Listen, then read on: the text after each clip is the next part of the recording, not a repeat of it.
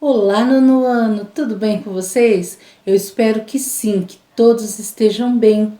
Nós estamos aqui para mais uma aula de ensino religioso e eu quero começar lendo o Salmo 106, o versículo 1, que diz assim: Louvai ao Senhor porque Ele é bom e a sua misericórdia dura para sempre. Mas se a misericórdia do Senhor dura para sempre, por que a gente passa por momentos difíceis? Se a misericórdia do Senhor dura para sempre, por que acontecem coisas ruins no mundo? Onde estão as misericórdias do Senhor quando um dia difícil chega? Essa é a pergunta que muita gente faz, muita gente questiona. Acontece alguma coisa terrível e as pessoas falam, mas e Deus? Mas Deus não é bom, né? Ele não é misericordioso. Como que ele deixa acontecer isso? Essa é a pergunta que muitos fazem mesmo. Mas nós temos que entender que nós vivemos num mundo onde o pecado reina, num mundo onde muitas coisas ruins acontecem, pessoas são ruins, fazem coisas ruins, mas a pergunta que nós devemos fazer não é onde está Deus, ou se Deus é bom mesmo, se não é. Mas eu acho que a pergunta que a gente pode dizer para Deus é: Senhor, nos dias difíceis, nos dias ruins, como eu posso tirar proveito disso para fazer coisas boas? Como eu posso passar pelo dia mal confiando no Senhor e ainda deixando o Senhor usar a minha vida para abençoar outras vidas? Eu acho que essa pergunta que nós podemos fazer para o Senhor, não é? E hoje eu quero falar um pouquinho sobre José com você. É aquele José que nós aprendemos lá no Fundamental 1. Eu mesmo já contei para vocês a história de José. José do Egito, você se lembra? José, ele vivia com a família. José era até de certa forma, um pouco mimado pelo seu pai, né? Jacó dava alguns presentes para José, deu uma túnica colorida, você se lembra? E apesar de José ser um menino bondoso, amasse a Deus, ele passou por situações difíceis, muito difíceis.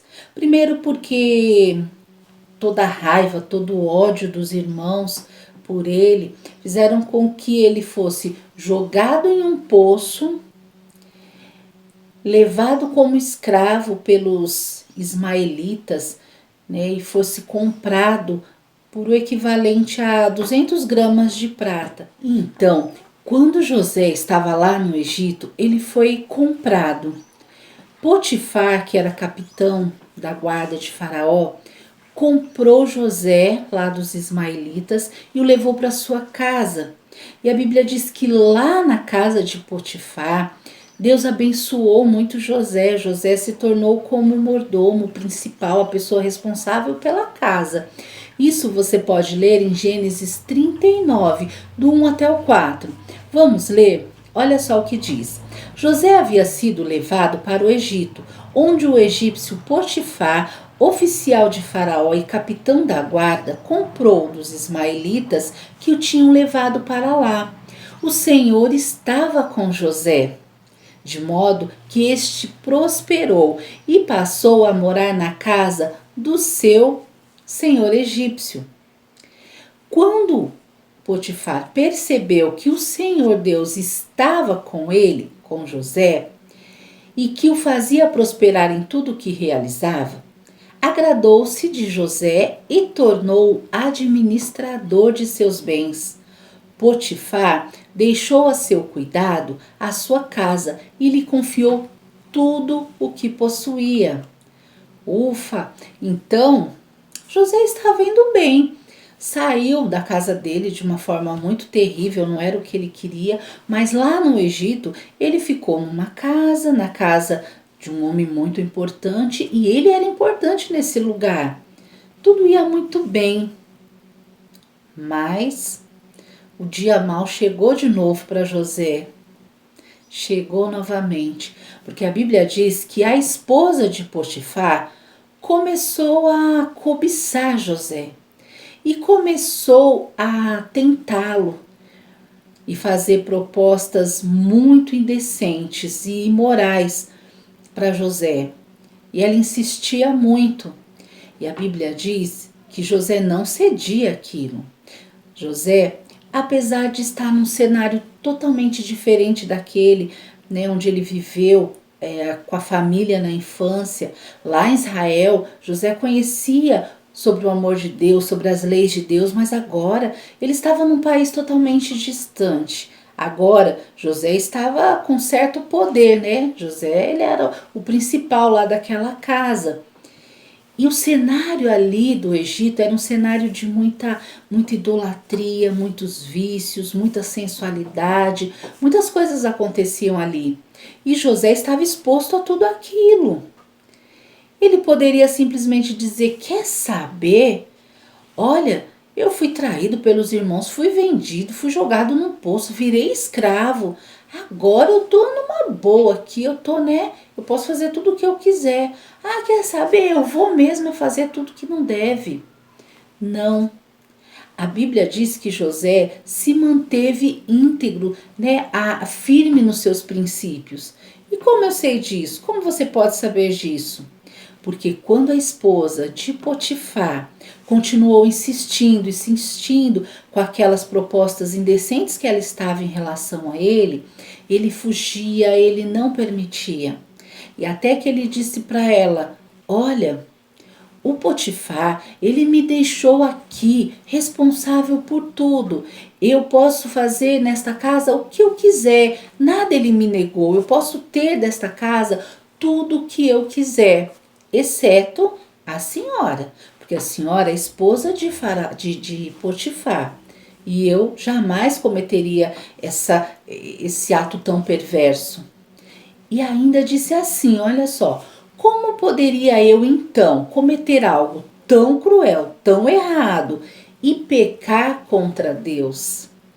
Então ele tinha o temor de Deus, ele estava diante de várias situações que ele poderia fazer tudo o que ele quisesse, mas ele tinha firme no coração dele o princípio do que ele havia aprendido e ele não ia abrir mão disso. E ele disse: eu posso ter o que eu quiser aqui nessa casa, mas a senhora não, porque a senhora é esposa de Potifar e eu jamais faria isso.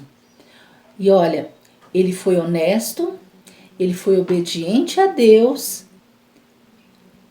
mas a esposa de Potifar, que estava acostumada a ter tudo o que ela queria, não ficou feliz com essa situação não. E inconformada, mentiu. Né? José, a Bíblia diz que quando José fugiu, correu, né? Ela rasgou uma parte da roupa dele e depois mentiu, diz que ele a atacou. Mas José estava sendo fiel a Deus. Então por que o mal aconteceu? Olha aí essa pergunta novamente, não é? A Bíblia diz que ela contou essa mentira e Potifar acreditou e lançou José na prisão. E José ficou lá, preso. Mais uma vez José estava sendo injustiçado, mais uma vez José estava sendo, passando por uma situação muito difícil. A Bíblia não diz se José ficou questionando a Deus, mas talvez ele ficou. Ué, isso não é errado. Sabe, às vezes a gente pensa assim: ah, mas eu não posso falar para Deus o que eu estou sentindo quando eu estou passando um problema? Será que eu não posso dizer assim: Senhor, o que está acontecendo comigo, com a minha família? Por que isso está acontecendo? Isso não é errado, não. Nós podemos chegar diante de Deus e falar com Deus aquilo que está incomodando o nosso coração, que está nos deixando aflitos. Claro que podemos, e Deus, Ele nos conhece, Ele nos fez e Ele sabe tudo o que se passa no nosso coração. E nós podemos falar, sim. Se você ler o livro de Salmos, você vai ver em vários capítulos o salmista dizendo: Senhor, por que aconteceu isso? Senhor, o Senhor não está vendo? Ele orava assim. Isso não é errado. O que nós não podemos é faltar com respeito com Deus ou exigir as coisas de Deus. Ou o Senhor faz, ou o Senhor faz, ou o Senhor faz. Isso aí não. Isso aí a gente não pode, não. Quem somos nós, não é?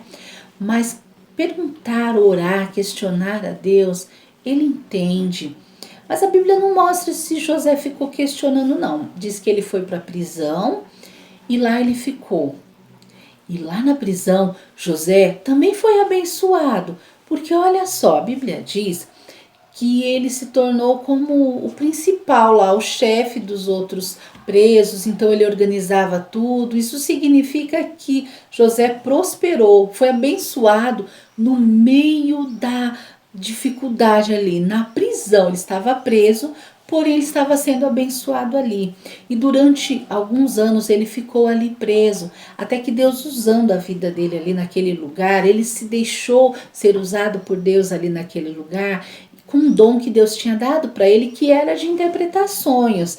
E quando ele interpretou sonhos de dois carcereiros, dois prisioneiros que estavam ali, através dessa atitude deles, né, um desses presos, quando saiu da prisão, e Faraó teve um sonho, porque essa história aí, eu acho que você também lembra, mas se não lembra, você pode ler no livro de Gênesis. Faraó teve um sonho muito estranho, não conseguia entender, compreender, e José interpretou este sonho. A partir daí, né, Faraó fez com que José se tornasse governador do Egito. E José ficou muito bem, se tornou governador do Egito. Mas não é nem sobre isso que eu quero dizer. Eu quero falar nessa aula sobre estarmos firmes em Deus, mesmo nos dias difíceis. Deus deu essa vitória muito grande para José, mas ele foi fiel ao Senhor.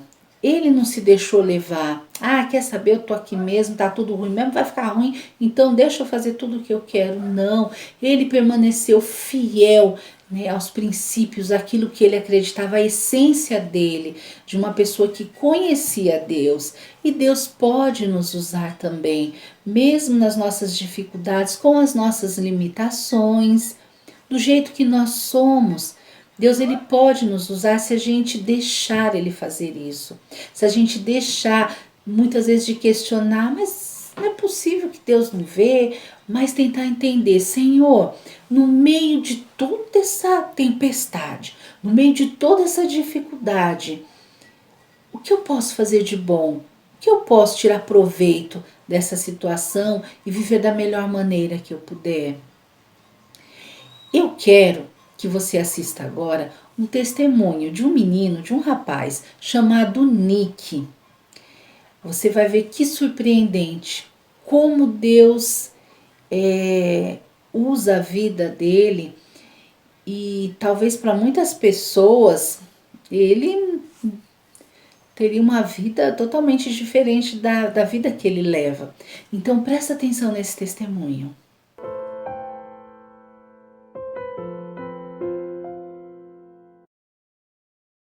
O que torna uma pessoa extraordinária?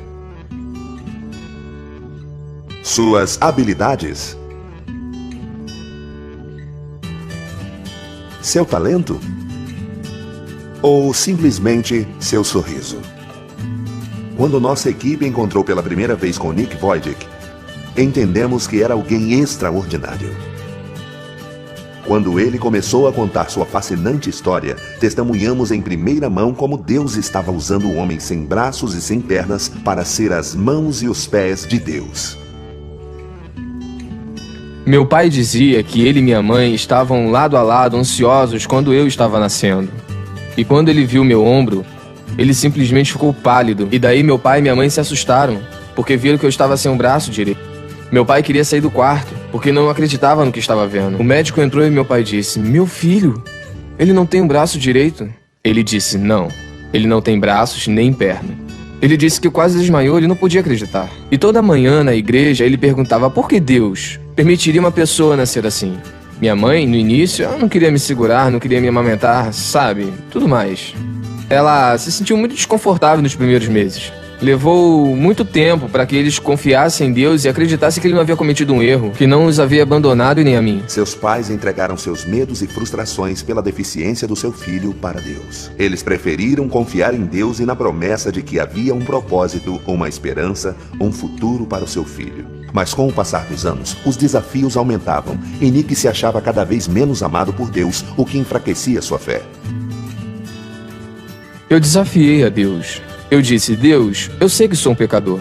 Eu sei que provavelmente eu não terei paz no meu coração até que o Senhor me responda: por quê? Por que tu tiraste os meus braços e pernas? Por que o Senhor não me deu o que todo mundo tem? Então eu disse: Deus, até que tu me responda esta pergunta, eu não irei servi-lo. Então eu quis pôr um fim nisto. Se Deus não acabasse com a minha dor, eu mesmo faria isto. Então, aos 8 anos de idade, eu tentei me afogar numa banheira, com 10 centímetros de água. Eu disse aos meus pais: eu só vou relaxar na banheira. Podem me colocar na banheira? E aí, eu me virei umas 2 vezes para ver se conseguia fazer. E eu não pude fazer isto.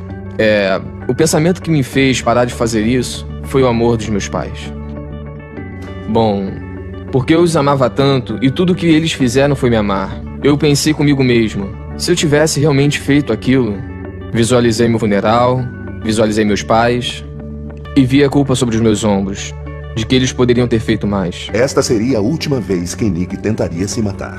Mas não seria a última vez que ele ficaria de frente com aquilo que o motivou a tentar acabar com sua dor. Um dia a mãe de Nick o fez ler algo sobre um homem com uma deficiência grave. E a história daquele homem teve um grande impacto sobre Nick.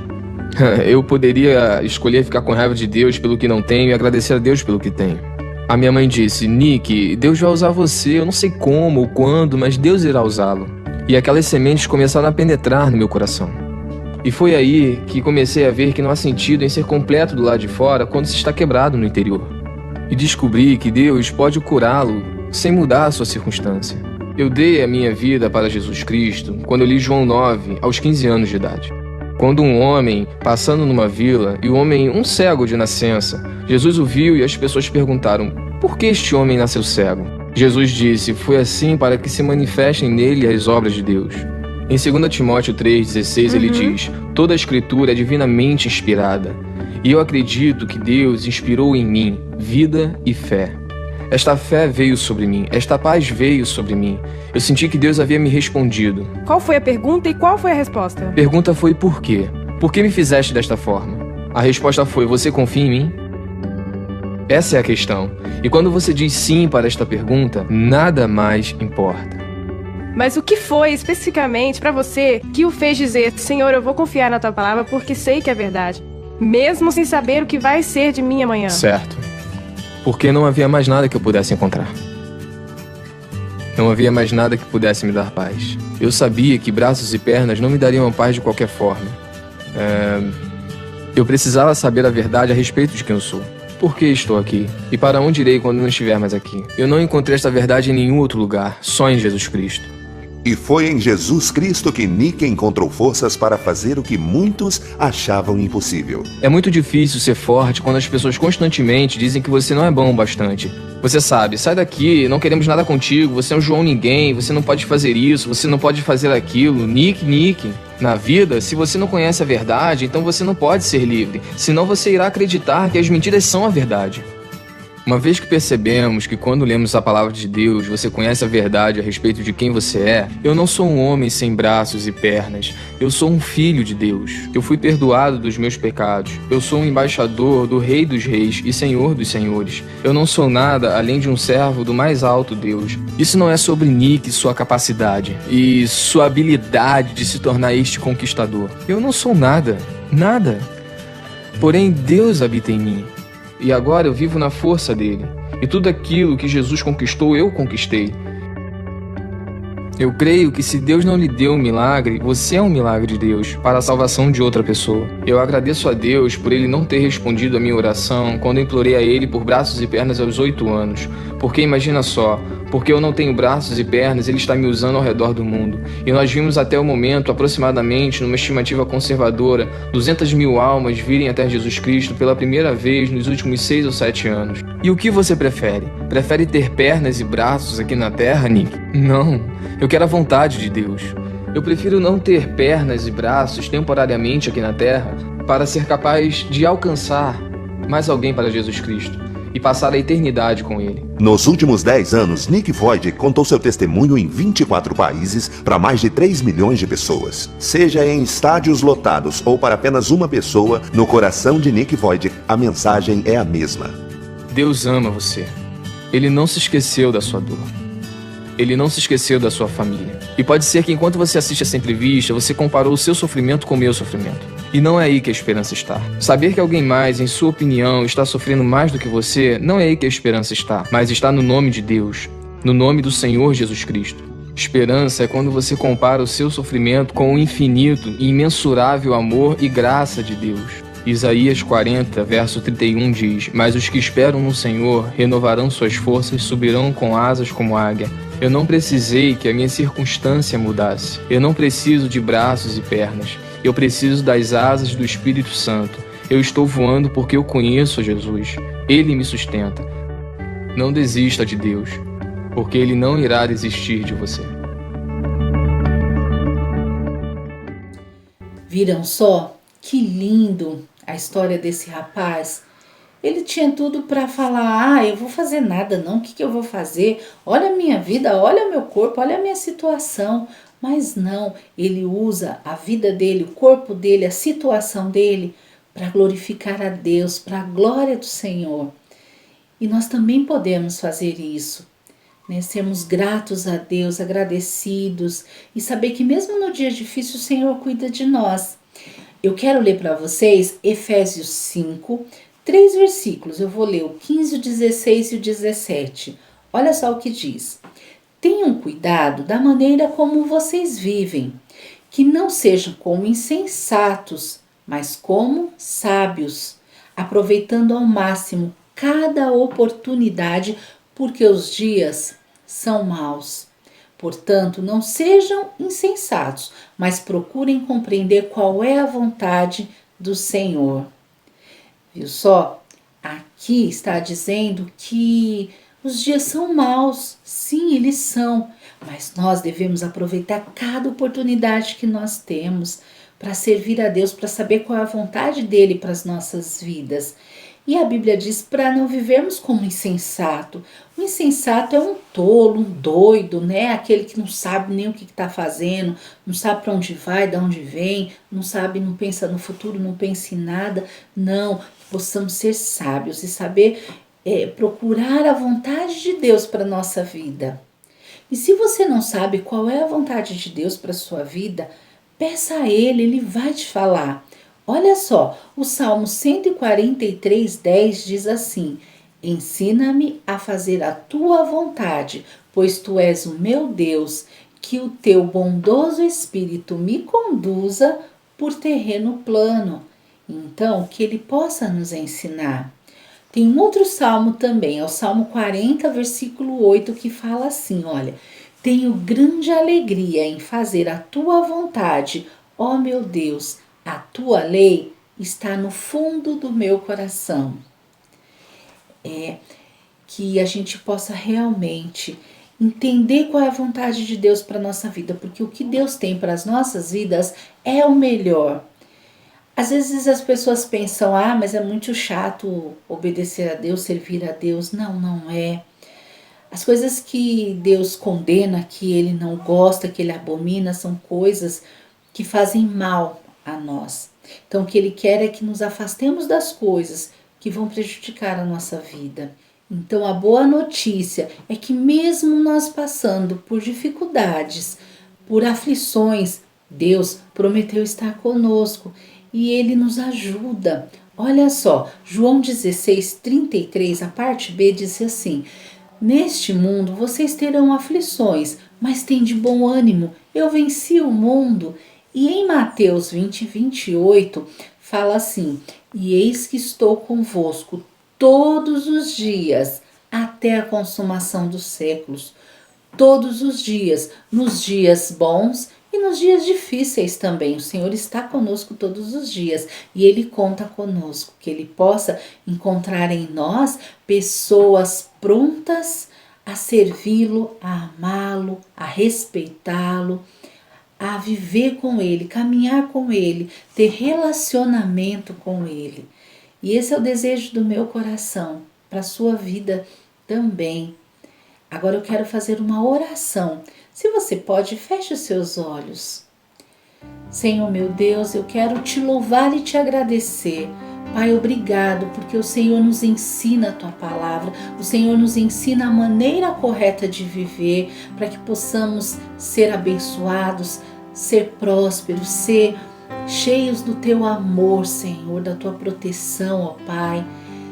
Senhor, nós sabemos que os dias são difíceis, os dias são maus, que as dificuldades vêm, as lutas vêm, mas não é por falta da sua misericórdia que essas coisas acontecem. Muito pelo contrário, o Senhor é misericordioso e bom. As misericórdias do Senhor se renovam a cada manhã sobre as nossas vidas. Pai, nos perdoa por todas as vezes que somos ingratos, que reclamamos, que até mesmo duvidamos, Pai, do Teu poder, do Teu amor, da Tua existência. Nos perdoa, Pai, nos ajuda a confiar em Ti, em toda e qualquer situação. Meu Deus, que o Senhor possa abençoar cada um, Senhor amado, que o Senhor possa ter um relacionamento único com cada um, Senhor, que cada um deseje conhecer mais o Senhor, tenha no coração, Pai, a vontade de Te servir, ó Deus, que não venhamos a passar por essa terra, por essa vida, sem fazer nada de útil para a Tua glória, mas que possamos viver para Te servir e Te adorar.